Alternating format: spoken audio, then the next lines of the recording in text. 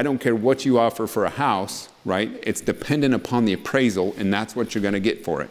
So when I'm looking for a buyer, when I'm looking for a good buyer, I don't care what they're going to offer me. I care how much over the appraised value do they have the ability to pay. What are they willing and able to pay over the appraised value? How you doing? I'm Christian Rasmussen with the Exodus Group, where we lead people to God's promised land. I'm coming at you today with Keeping It Simple, where we take complicated financial matters and make them simple. Thank you so much for tuning in, and we got a great video for you today.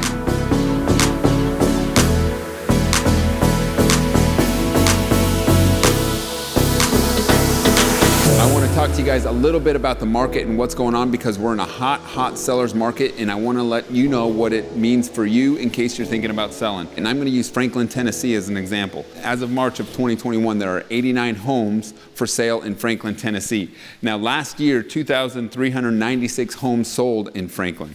And so what does that tell you? That tells you that about 199 houses sell every single month. What does that tell you? That tells you that we have about 2 weeks worth of inventory. That means if no other homes come on the market in Franklin, we're going to be out of homes in about 2 weeks. Now, what's considered a balanced market where buyers and sellers are moving and it's fluid is 6 months of inventory. So that's really what you want, is 6 months. Now, a seller's market is considered anything less than that. If there's 2 to 3 months of inventory, it's a seller's market. If there's 8 to 9 months of inventory, it's considered a buyer's market. That means there's too many houses on the sale on the market and not enough buyers. This is as hot of a market as I've ever seen.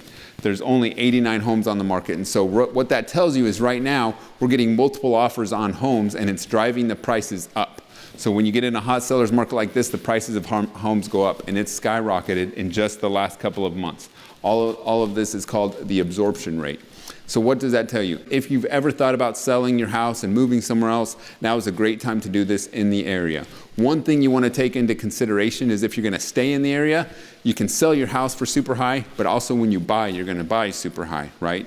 So a lot of people try to time the market and try to work it out and try to figure out, when is the best time to sell, when is the best time to move. If you're staying in the same market, you're getting higher prices on both ends, right? And if you sell when the market's slow, you're getting low prices on both ends. The only time it makes sense is if you're switching markets, right? If you go from a place that's in a high market and go to a place in a lower market. The other thing I want to tell you about this is when you're selling your home with the multiple offers, you need to make sure that you get a good real estate agent who knows how to drive that price up, price your house correctly, and then drive that price up.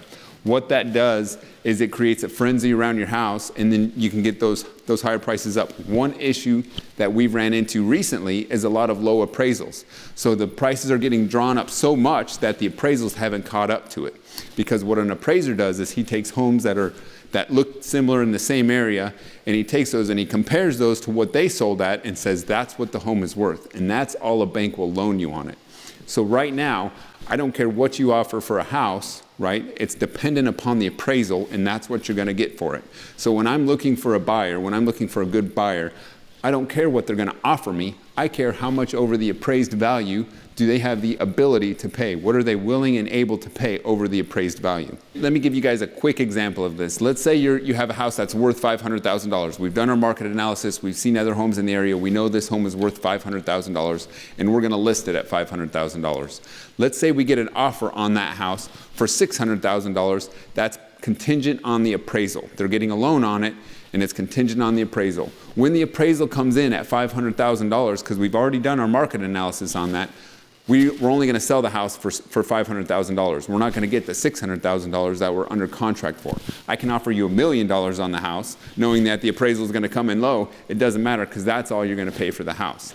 Now let's say you get a second offer, that's $550,000, that's cash, that's not contingent on the appraisal. How does that look? Now you're going to get $550,000 for the house because there is no appraisal and they're not comparing it to other houses on the market. So that's what you're looking at. That's what you're looking for in your realtor, somebody who understands that and who can get you the most amount of money for your home, knowing that they're going to run into appraisal issues down the road.